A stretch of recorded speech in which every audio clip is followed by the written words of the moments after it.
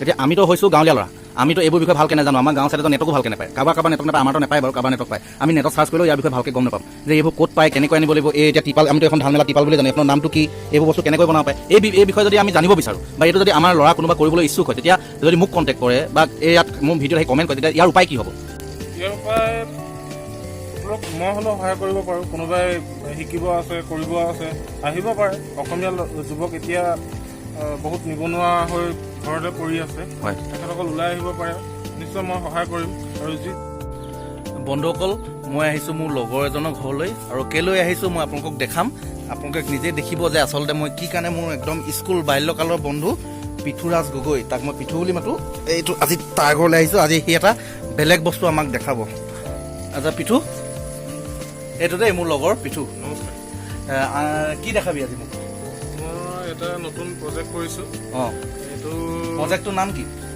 নতুনকৈ আহিছে, এইটো বায়'ফ্লক টেকন'লজি বুলি কয়। ইয়াত এইটো ফিছ ফাৰ্মিং হয়।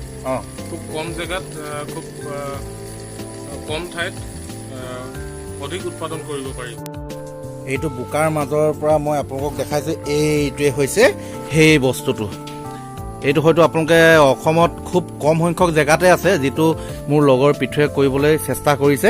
এইটো হৈছে আপোনালোকে যেনেকৈ এটা পুখুৰী খান্দি পিনে তাত মাছ পোহে, দানা দিয়ে, ঠিক তেনেকৈ এইটো পুখুৰী নখন্দাকৈ মাটিতেই ধুনীয়াকৈ পুখুৰী এটা সাজি তাতেই মাছ এটা উন্নত প্ৰযুক্তিবিদ্যাৰে আজিকালি পুহিব পৰা যায়। কাৰণ আজিকালি সকলোবোৰ স্মাৰ্ট হৈছে, মোবাইল স্মাৰ্ট হৈছে, টিভি স্মাৰ্ট হৈছে, গতিকে এইটো স্মাৰ্ট পুখুৰী বুলি আপুনি ক'ব পাৰে। এতিয়া পিঠু, ইয়াৰ বিষয়ে ভালকৈ কোৱা। এইটো প্ৰজেক্টটো হ'ল বায়'ফ্লক টেকন'লজি বুলি কয়। আপোনালোকক এতিয়া মই জনাম যে আচলতে পিঠুৱে এই কামবোৰ কেনেকৈ কৰিলে, কিয় কৰিলে, এই কামবোৰ কেনেকৈ কৰিব পাৰি, আৰু আপোনালোকে যে দেখিছে ইমান ধুনীয়াকৈ এটা পুখুৰীৰ নিচিনা বনাইছে, পাইপবোৰ দেখিছে, পানী গৈছে বা ইয়াত বায়ু আহিছে, পাম্প আছে, তাত দৰৱ আছে, এইবোৰ কিমান খৰচ হয়, কি হয়, মই গোটেই ডিটেইলছত আপোনালোকক জনাবলৈ চেষ্টা কৰিম। পিঠু, এই চিন্তাটো কেনেকৈ আহিল?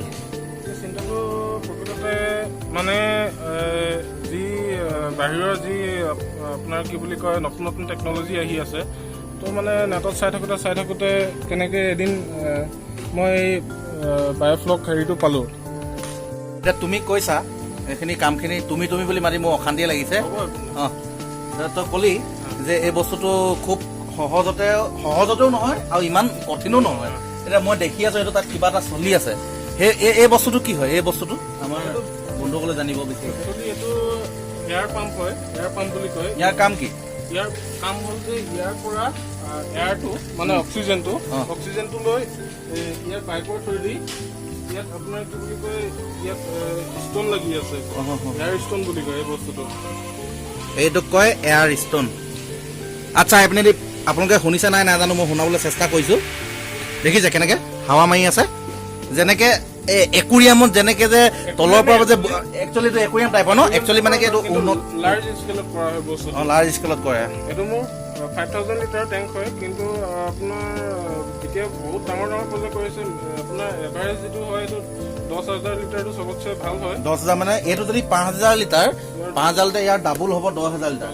আচ্ছা, 5,000 লিটাৰত কিমান মাছ ইয়াত পুহিব পাৰি? 5,000 লিটাৰত মাছ চাই লৈ আছে। কি মাছ এতিয়া আমি এতিয়া চব মাছটো ইয়াত পুহিব নোৱাৰিম। কি মাছ পুহিলে আমাৰ মানে লাভালাভ হ'ব? মাছৰ ভিতৰত লাভালাভ হ'বলৈ এতিয়া শিঙিটো মাৰ্কেটত বহুত ৰেট। শিঙিটো বেমাৰী মানুহৰ কাৰণে খুব দৰকাৰী আৰু পোৱাও নাযায়। শিঙি মাছটো মই এতিয়া কৰিব গ'লে 10,000 লিটাৰ টেংকত 6,000 পিচ কৰিব পাৰোঁ।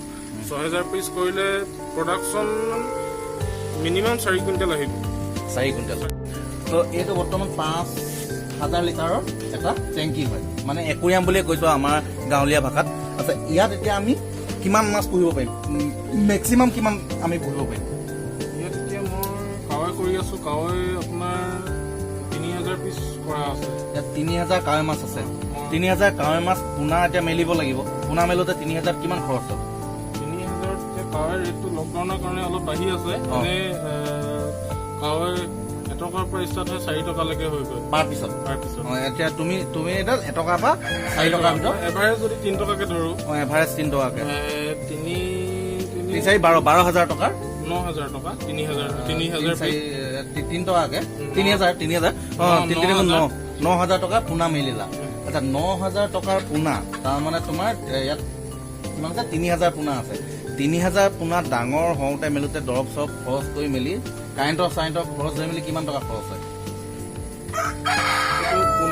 পোনাত গ'ল 9,000 বাকী দানাত 6-7 হাজাৰ টকা যাব দানাত 6-7 হাজাৰ টকা যাব 6-7 হাজাৰ টকা তাৰপিছত প্লাছ আৰু 3,000 মান 3,000 মান এক্সট্ৰা খৰচা হ'ব আপোনাৰ গ'লে 9-7-16 মানে 20,000 টকা এটা 20,000 টকা এটা খৰচ হ'ব আৰু তাৰ পৰা ইনকম কিমান হ'ব 3,000 পৰা পাৰ কিমান কেই কুইণ্টেল ল'ব মাল ইয়াত 2 কুইণ্টেল ল'ব 2 কুইণ্টেল ল'ব আৰু পাৰ কেজি কিমান টকা খেপাম পাৰ কেজি যদি কাৱৈ এইটো মাৰ্কেটত 400 টকা বুলি শুনিছো 400 টকা এইটো হোলচেলত যদি নিয়ে 300 টকা 60,000 টকা আৰু সময় খুব কম লাগে কাৱৈটো 3 মাহ সময় লাগে কাৱৈটো একদম মন কৰিব টকা 20,000 খৰচ হয় 20,000 খৰচ হৈ পিনে আমি 60,000 টকা ইনকম কৰে ইয়াত কাৱৈ মাছ কৰি পিনে আৰু সেই 20,000 টকা খৰচ কৰি 60,000 টকা ইনকম কৰে তাৰমানে আপুনি 4 মাহত 40,000 টকা পইচা ওলাই হয় এটা টেংকিৰ পৰা ওলাই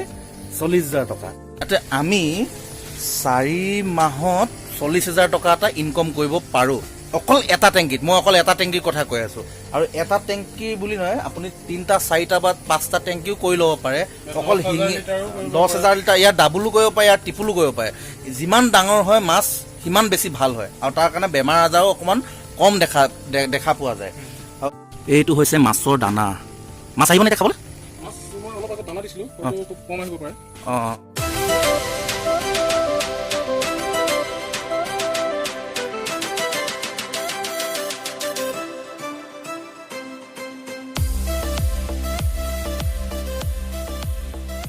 মানে যদি কোনোবাই কৰিবলৈ ইচ্ছুক আমাৰ টিংখাং সমষ্টিয়ে হওক বা আমাৰ ডিব্ৰুগড় জিলাৰ কোনোবাই হওক আমাৰ চিনাকি কোনোবাই যদি কৰিবলৈ ইচ্ছুক তেতিয়াহ'লে ই গোটেই হেল্প কৰি দিব কেনেকৈ বহাব লাগিব কি কৰিব লাগিব কেনেকৈ কৰিব এইখননো কি হয় ক'ৰ পৰা কিনিব লাগিব মাছৰ দানা ক'ত পাব মাছৰ পোনা ক'ত পাব কিমান ডাঙৰ টেংকিটো বহাব লাগিব এনেকৈ কেনেকৈ বনাব সেই গোটেই ডিটেইলছ আপোনালোকক কৈ দিব আপোনালোকে কমেণ্ট ছেকশ্যনত ক'লেই হ'ল বা আপোনালোকে মোক ফোন এটা কৰি পিনে সুধিলেই হ'ল বা কমেণ্টত জাষ্ট সুধিলেই হ'ল যে এইটো কেনেকৈ কৰিব পৰা যায় কোনোবা যদি ইচ্ছুক মানুহ আছে আৰু 2 নম্বৰ এইখিনি কাম কৰোঁতে মেলোতে খৰচ পাতি হ'ব টিঙৰ পৰা আদি কৰি এইখিনি বহুত খৰচ আছে এইখিনি কৰিব লাগিব মাছৰ পোনা কেনেকৈ আনিব লাগিব এতিয়া এটা মিনিমাম এমাউণ্টত প্ৰথম অৱস্থাত পোনা চুনা মেলি এইবোৰ বনাই টিং চিং লগাই লাইট চাইট অক্সিজেন এইবোৰতো অক্সিজেন আহি আছে তো এইবোৰ গোটেই খৰচটো কি হ'ব কি নাই সেইটো ওপৰত ডিটেইলছত কওক এইটো ধৰি লওক এটা গোটা এমাউণ্ট যদি খৰচ ধৰিব হয় ষ্টাৰ্টিঙত যদি যিটো আমাৰ কনষ্ট্ৰাকশ্যনত যদি খৰচ হয় কমপ্লিট ছেটআপত 35 to 40 ভিতৰত হৈ যাব তাৰমানে আপুনি যদি এখন ব্ৰইলাৰ ফাৰ্ম খোলে 100টা পোৱালি পুহিব পৰা বা 200টা পোৱালি পুহিব পৰা আপোনাৰ কি হ'ব বাঁহৰ পৰা আদি কৰি খৰচ কৰি মেলি আপোনাৰ প্ৰায় হাজিৰা লগাই 40,000 পৰা 35,000 টকা খৰচ হয়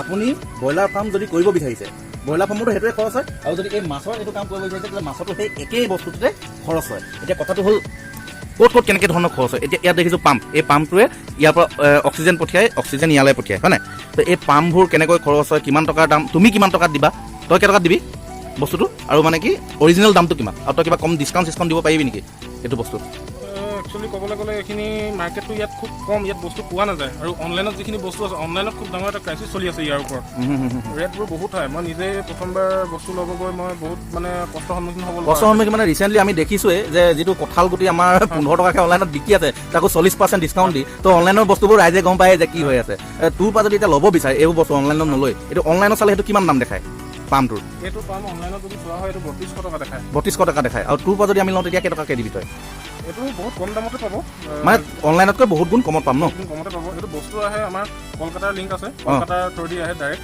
কলকাতাৰ চিনাকি আছে কলকাতাৰ পৰা ডাইৰেক্ট ইয়ালৈ আহিব হয় নাই তাৰমানে এনেকুৱা পাম্প বহাব লাগিব এতিয়া মই গোটেই আপোনালোকক দেখাই দিছোঁ যে আচলতে এইটো বনাবলৈ কি খৰচ কৰিব লাগিব 1 নম্বৰ খৰচ আপুনি কেনেকৈ পানী নপৰাকৈ টিং আৰু বাঁহৰ টিং টিপাল আপুনি যি দিয়ে খেৰ দিলেও দিব টিং দিলেও দিব যি দিয়ে মানে কলপাত দিলেও দিব আৰু কিবা দিলেও দিব বৰষুণ নপৰা ব্যৱস্থা কৰিলেও হ'ব বৰষুণৰ পানী আমাৰতো এচিডিটি থাকে আৰু মাছৰ কাৰণে মানে এচিড পানীটো খুব বেয়া হয় এতিয়া মাছৰ কাৰণে এচিড পানীটো খুব বেয়া গতিকে আপোনালোকে টিং দিব তাৰপিছত বেৰা মাৰিবলৈ হ'লে যদি বাঁহ নাই তেতিয়াহ'লে এনেকুৱা যিটো পায় মিটাৰ কাপোৰ এই মিটাৰ কাপোৰটো কিনিব পাৰে তাৰপিছত ছেকেণ্ড কথাটো হৈ গ'ল কি এনেকুৱা এটা টেংকি বনাব লাগিব আৰু এই টিপালখনৰ নামটো কি টাৰ্পুলিন বুলি কয় এখন টাৰ্পুলিন বুলি কয় এখন ওপৰতো আছে এই টেম্পাৰেচাৰৰ কথা আছে এটা টেম্পাৰেচাৰ মিটাৰ লাগি আছে ইয়াত এটা টেম্পাৰেচাৰ মিটাৰ লাগি আছে ঠাণ্ডা দিনত কৰিবলৈ অকণমান দিগদাৰ হয় ইয়াত টেম্পাৰেচাৰ বিল' 20 হৈ গ'লে দিগদাৰ হয় আৰু এবভ 33 ওপৰত হৈ গ'লে অলপ কৰিব অসুবিধা হয় এইখিনি কথা বাৰু আপোনালোকক কি বুজাই দিব এইখিনি মই পিছত আপোনালোকক ক'ম এইটো টেম্পাৰেচাৰো বহুত কথা আছে মাছ ডাঙৰ হোৱাক লৈ এতিয়া কথাটো হ'ল এইখিনি বস্তু বনাওঁতে মেলোতে পাইপৰ খৰচ এইবোৰ সকলো ধৰি মেলি আপোনালোকে এই ৰুমটো যিমানবোৰ বস্তু দেখিছে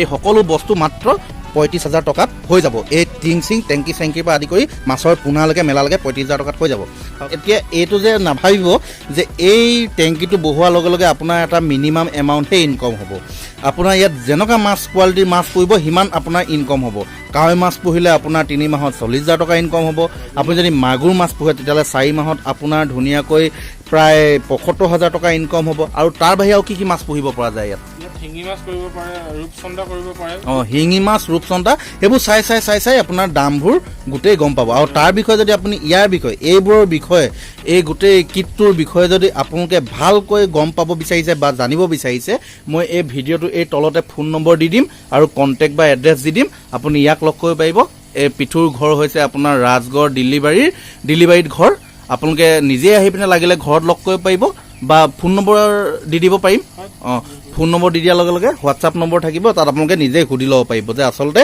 এই কামটো আমি কেনেকৈ কৰিব পাৰোঁ আৰু ইয়াৰ দ্বাৰা বাহিৰত বহুত মানুহ লাভালাভ হৈছে গতিকে আমাৰ ল'ৰাবোৰে বৰ্তমান চাকৰিমুখী নহৈ চৰকাৰেও যিহেতু কৈছে যে 5 বছৰলৈ চাকৰি দিব নোৱাৰোঁ গতিকে চাকৰিমুখী নহৈ যদি কৰ্মমুখী হ'ব বিচাৰিছে তেতিয়াহ'লে এই কামটো আপোনালোকে কৰিব পাৰে আমি জাষ্ট এটা উপায়হে দিছোঁ আৰু এটা